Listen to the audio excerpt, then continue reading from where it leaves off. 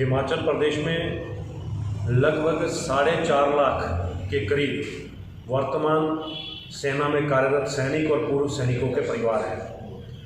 और इस देश भर में लगभग 70 लाख ऐसे पूर्व सैनिक और वर्तमान सैनिकों के परिवार हैं। और इस देश में यदि वन रैंक वन पेंशन की बात करना और उसको क्रियान्वयन करना, लागू करने का किसी ने काम किया तो इस देश के यशस्वी प्रधानमंत्री आदरणीय नरेंद्र भाई मोदी जी ने किया है। इस कंटेक्स्ट में मैं आपको बताना चाहता हूं कि वर्ष 2014 के अंदर जब आम चुनाव होना तय हुए थे तो डॉक्टर मुरली मनोहर जोशी जी के नेतृत्व में एक अपना चुनाव का जो संकल्प पत्र होता है उसकी कमेटी का गठन हुआ, जिसके अंदर की हमीरपुर से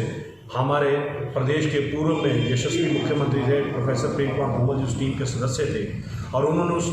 उस संकल्प पत्र के अंदर वन रैंक वन पेंशन की बात की थी और वो डिटेल्ड उन्होंने उसके अंदर इसकी योजना दी थी और उस योजना के ऊपर वर्तमान में केंद्र की मोदी सरकार ने काम किया है। और आज इस प्रदेश के ही नहीं, ये हमीरपुर जिला के ही नहीं, देश भर के सभी वर्तमान सैनिकों और पूर्व सैनिकों को रिटायरमेंट के पश्चात एक अच्छा अमाउंट मान सम्मान के साथ वाला जो धनराशि प्राप्त होती है, जिससे कि अपना जहां उन्होंने इस राष्ट्र के स्वाभिमान और गौरव को बचाने के लिए देश की सीमाओं के ऊपर लगातार और निरंतर अपनी सेवा देते हैं, वापसी पर आकर के अन्य विभागों में कार्यरत होने नौकरी भी करते हैं, ये नहीं करते हैं तो घर में भी उनको सम्मानजनक पेंशन मिलती है। यदि ऐसा सब कुछ नरेंद्र भाई मोदी जी की सरकार में हो सकता है और धूमल जी के ये दिए हुए एक आइडिया पे ये बात हो सकती है तो निरंतर प्रोफेसर प्रेम कुमार धूमल काफ़ी समय से एक बात कह रहे हैं, वन रैंक अब ओपीएस के ऊपर कह रहे हैं कि रिटायरमेंट के ऊपर एक सम्मानजनक वेतन जो है कर्मचारी को मिलना चाहिए। निश्चित रूप से यदि इस देश के अंदर यदि सैनिकों के